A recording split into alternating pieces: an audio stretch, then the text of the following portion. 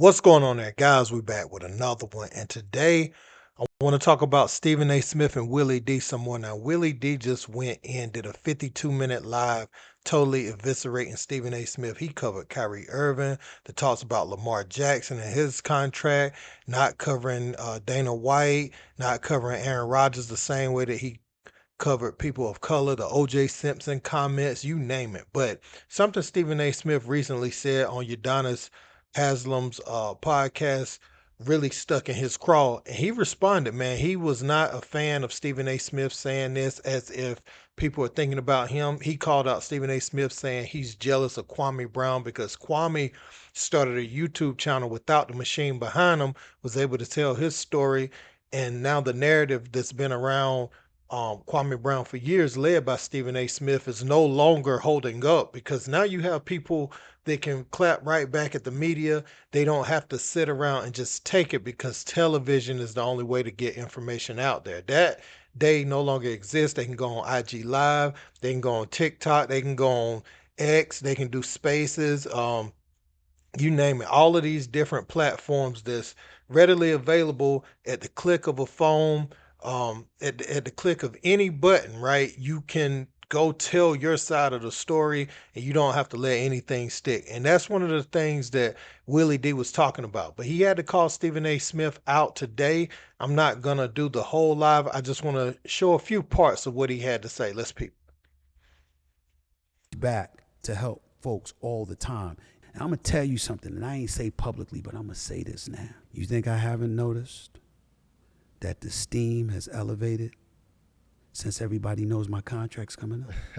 I said what I had to say. I was going to leave it alone. But then when he came back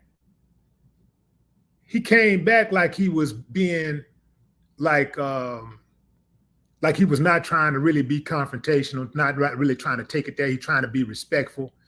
And all that was good. But see, but then he said, I had to say a prayer not to get in your ass. First of all, bro, you can't make no threats toward me.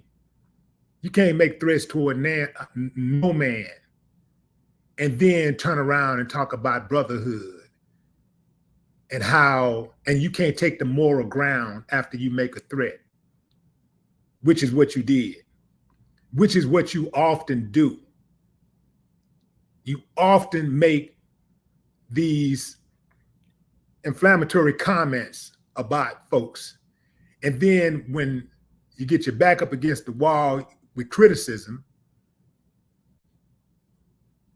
you come back and you try to act like, oh, yo, that ain't really what I meant. You got it wrong, but this is what I said. And I'm standing on it. Unless, of course, you offend some white folks. And then, you got to do what MASSA say. You got to jump through those hoops, pull them pants down, grab that Vaseline and take it, boy. Take it. Bend over and take it raw. So he's talking about how Stephen A. Smith comes at black people and the way he addresses like certain disrespect. And I'm going to show you an example of this right quick before we get back to Willie D's video. We're going to show the contrasting reactions to Jay WIlliams and JJ Redick when they got into it. Let's peep. About. I don't accuse you of getting personal when you take the position. You have accused me of getting personal. Oh my God. You have, Stephen A. Can I go on the court? I'm gonna leave it. Can I go on the court real quick? Because I'd like to. Because when we started off, we both got a lot to say. All right. You do? Yeah. You do? Okay, Just say guys. it, Jay. Can I? I'm not in here for that. I'm not in here for that. Just say it, Jay. I'm on your show. Okay. All right. Okay. All right. We're all colleagues. Before I answer that question, I want to get back to something real quick because I want to say something because people are looking at us on national TV. They're looking at me. They look at my eyebrows, damn near connecting like I'm the unibrow or something like that. I'm not mad at JJ, people. JJ's my man. I like JJ, love him on the show. Mad Dog Russo, you know how I feel about you. Ladies and gentlemen, if you're watching out there, I asked JJ to be on this show, just like I asked Mad Dog to be on the show. I wouldn't change a thing about either one of them. I like it when they come at me. I'm just operating off of 2.5 hours sleep, to be honest with you. I'm exhausted, okay? I'm just admitting it. Damn it, I'm tired. Okay, so you see the different energies when there's a dispute. This is after, JJ Redick said that he don't even play at a high level, so he shouldn't be talking. Really personal with him. And what Jay Williams was talking about was Kyrie Irving. So I just wanted to show that though for the different energies, right? So let's continue with Willie D. Talking about I'm blocking him from getting money. Like I'm hating. Me and Faizon Love is hating on him getting money. We hating on his deal with his impending deal with ESPN. Hating on his deal. I didn't even know that sucker had a deal pending with ESPN. I didn't even know he was in negotiations with ESPN because I don't watch him. I have identified him as an enemy. So he don't matter to me like that. I don't check out people I don't like. I don't give them my time like that. He's saying that we hating on him. That's the only reason why we said his name is because we trying to stop him from getting his money. Listen up, Coconut. Listen up, King of Coconuts. I don't give a damn about you like that. I don't care about you. I don't care how much money you're getting. I wouldn't care if you wasn't getting any money. In fact, now I do. I do care now because to limit your resources would be to limit your reach. And that would be entertaining to me to see after all of that butt kissing, all of that crack licking you've been doing over the years, kissing white MASSA butt crack, all those years, that you would end up in a financial bind. Yeah, that would suit you just fine. That's what needs to happen to you. But I don't care about your contract negotiations, homie. It has nothing to do with me. I know somebody who do care about contract negotiations, you, because you always got your mouth on some black male athlete's business.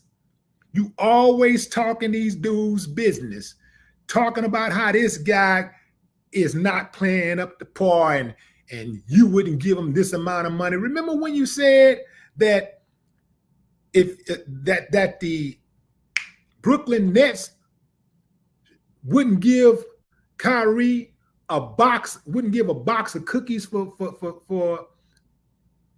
Kyrie Irving's? Remember when you said that? You tell me who trying to affect somebody's money, who playing with somebody's money. And that ain't the only one. He ain't the only one. There's a long laundry list of black male athletes who you have tried to destroy financially. Talking about how you wouldn't draft him, you wouldn't have drafted him. This guy here is a bust. This guy is the poster bar for this and that, like all of this negativity. But then you get up on your high horse and you try to act like you looking out for the brothers and you want to be respected as one of the brothers. You want to be respected. You think you automatically should be respected just because you got a position, because you got the spotlight on you with ESPN. You think that is enough to have the respect of black society. So it's real important to listen to what Willie D's saying right here. When it comes to affecting somebody's bottom dollar, Stephen A. Smith has always maintained a position that he is just simply talking about the performance on the court and what people are doing and just having his own flavor of delivery on it. Well, Willie D is saying these people are simply talking about your commentary. Isn't the commentary equivalent to their performance on the floor? So if it's all good for you to talk about their performance on the floor in a disparaging way, they can disapprove of your commentary. And oh yeah, your contract is coming up and public opinion does matter. So you do care because if public opinion changes and your viewership starts to decrease, not that it hasn't, but they do look at these sorts of things and see how you're viewed in the public and they gauge and project, you know, if they're going to sign you for the next 5 years, they're trying to gauge and project, are you trending in the right direction in that market? And if not, then it could affect your bottom dollar. So yeah, you always do come off like, oh, I'm the realist and all that, but you do go apologize. I remember they suspended you for some comment you made during a domestic. It was one of those players involved in something domestic, and you said, you know, you ain't have the facts completely, and they suspended you on the spot. You had to come back and apologize, and so uh, Kwame has even spoke about this, like when he's in contract negotiations and how much your words um would influence people, and it ain't just your NBA contract, right? Maybe an NBA team can see through the crap or the narratives that's painted by someone like Stephen A. Smith or Skip Bayless, but a brand, I think Kwame said this a long time ago. I can't remember which video it was, but he said a brand doesn't want to be associated with a bus. So you're messing up the money that they could potentially get in endorsements and different things like that. So Stephen A. Smith cannot be mad or calling out anyone affecting his bottom dollar when Kwame has expressed these types of things. Let's continue. And it eats you alive that somebody like Kwame Brown, who don't have a fraction of the followers that you have, could have the people's attention and love and admiration. Woo, man, that hurts. Damn, that's got to hurt. You Stephen A. Smith. You the man. You let you tell it. You've been the man for 12 years. You've been on top for 12 years. And here come Kwame Brown out of nowhere. Didn't even have a YouTube channel. He just started a YouTube channel just to talk shit about you, just to check you. And all of a sudden, he got the majority of people in agreement with him. The majority ride for him when he gave you the ultimate mama's cooking. But unlike you, when I say something, I ain't got to tuck my tail. And as much as you talking slick on YouTube, your words are measured because you know ESPN is listening. And you got problems with ESPN. You think you should be the highest paid personality on ESPN because you got the best ratings. Y'all know how that go, fam. If you've been working your butt off for a company and you are the primary talent at the company, well, your bank account should reflect that. And if it doesn't, you're going to have problems with the company. He can't say nothing bad about ESPN. You know why? Because by his own admission, every day he wake up, he tried to see how he can make some money for his bosses. Then he tried to see how much he can keep for himself. What man with a real backbone would say something like that? What man? So the infamous statement strikes again. I wake up to see how to make my bosses some money and how can they give me some of it. You know, I plant the tree for them. That's their tree, and see if they'll give me an apple off of it. You know, that this dude, man, Stephen A. Smith is really just kind of getting some of the karma in the media that he's put out there for many years. And he's going back at people. I've seen Skip Bayless get called out, but they don't stay on Skip Bayless because Skip Bayless don't really say too much of anything back. to the people he's talked about over the years, as far as like the ones that are now on YouTube and different things like that. Now he went crazy on Chris Bosh, was talking crazy about him, but for the most part, it's the way Stephen A. Smith delivers things like, yeah, and I'll say it again. And when I see him in his face, I'm going to say it again. Being tough like that and people not really buying the tough guy act. Um, he likes to say he's from the streets. Stephen A., you lived probably close to people that was in the streets and you were probably in a certain type of neighborhood, but they saw you differently. They saw you as the little guy that they don't bother.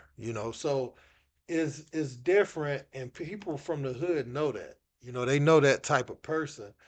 Um, I grew up in a neighborhood, but I was never selling anything. I saw the harm it did to people and stuff. Not that you don't even have the opportunities to go bad. I ain't even saying you didn't have the opportunity to go bad, because I know it's all around you when you're in those environments. But um, you try to make it like you might have dabbled in some things and people don't know a certain side of you that exists, and you just not that guy. We can smell that from a mile away. Be happy that you went to Winston-Salem State. Be happy with your journalistic career. Be happy with how all these things turned out. But please don't act like we can wake up a monster, that will walk up on us and just, Mike Tyson two pieces. You know what I'm saying? Because nobody is really buying that act from you. Um, Marbury has said similar things about you that Willie D just said. He said your voice needs to be defunded. And I think about the coverage of Marbury, that being one of your first big breaks, covering him when he was even at Lincoln High School and he was the upcoming prodigy. And you were able to get access to his family, meet his mother, his brothers, and everybody in between. And then to cover him the way you covered him whenever the Vaseline was getting ate and all that type of stuff, he felt some sort of way about that. And so you apologize to him, but it's crazy, to try to apologize to somebody after you've cut the legs from under some opportunities they potentially had in their peak earning time, and then want to say sorry. So now that you feel like people are shooting vitriol your way, you can't necessarily say that they're doing you wrong. You just kind of having to walk in their shoes just a little bit, because you're probably going to get your money for ESPN and people not even going as hard as you were going on them. And I'm going to explain why. They may be cursing more because they're not on networks and different things like that. But you got a chance to tell your side in real time. At the time you was going at these people, they did not have the opportunity to refute or say anything back. Um, they may get asked a question by a reporter at a media day or something like that about you, and they may give maybe a one-line answer. But to sit down and detail their side of the story, this wasn't readily available back in the 90s, with players, and even the early 2000s. This kind of came in the 2010s, where you're able to shoot back, and really more recently, maybe on the other side of 2015, even more than 2010. You know what I'm saying? So uh, now that people can strike back, you can't be mad that people say something different than what you heard. I know you claimed victory over Jaylen Brown not making Team USA and saying, you had your sources and all that, and not even knocking you for it, not saying you didn't. Um, but we know what's going on with Jaylen Brown, right? Can you point to any one thing that Jaylen Brown has done that would warrant him being left off of the team? Can you point to one thing Jaylen Brown has done, that really just misleads the people? Because the only thing I can point to that Jaylen Brown has done is he invited the kids from his foundation to be in the parade after the Celtics won the title. He supported Ice Cube's Big Three League when we thought NBA players couldn't go. Now, different contracts have different stipulations, but his, obviously, he was able to go over there and play in their All-Star game. If I was Jaylen Brown, I would promote the Big Three all over my social media page right now, just for being left off the USA team. But again, Jaylen Brown, he's with Kaiser Gonzalez, and she was with Kevin Porter Jr., who, put hands on her. And now you see Jaylen Brown out in public treating her like the young lady she should be treated like. Um, and Jaylen Brown has always spoken up against injustices. Now, if you're tying in him having an opposing opinion to yours about Kyrie Irving, which many believe is the foundation of why you're saying what you're saying about Jaylen Brown, then that's another conversation for another day. But we're gonna have that conversation today. So I think you got to back off of that, bruh, because it's been proven, that some of those vaccinations have caused complications for people over time. You didn't say anything about Aaron Rodgers lying. Kyrie came out and flat out said he's not going to take it. But yeah, pay me my money because I'm a professional athlete. But I'm not taking that. And Aaron Rodgers said, yeah, I took it. And then he didn't, So that should have warranted more coverage. Dana White doing what Kevin Porter did to his girl, and we got video of his. Um, doesn't get coverage because of the deals and UFC having certain deals with people higher up at ESPN. These people that have the power will be shaking hands with each other and they will make you shut your tongue. Your tongue. See, this is the thing, right? People will pay you, but they'll pay you to shut up. Like you can't really say anything strongly about what you truly believe. Because if you do that, then now um, you're going against how they want everybody to think. It's all about group think. It's all about not thinking outside the box. Believe what they're showing you, not what you've reasoned with in your mind. Don't speak from your heart. Speak from theirs. They trying to have one heartbeat, one voice, one sound, and that don't work, man, because people have different opinions. People have different experiences, and these things need to be spoken about. And so Stephen A. Smith coming off as if he's real or if he's always having something profound to say is laughable at best whenever we see how you act around those guys, your bosses. So I don't want to hear that, man. I'm glad Willie D responded to it, and Willie D ain't gonna let up no time soon. It don't look like, man. So we're gonna have to end this video here, but I want to know your thoughts. I want to know your opinions on this. Don't forget to like, share, and subscribe. Till next time. Peace.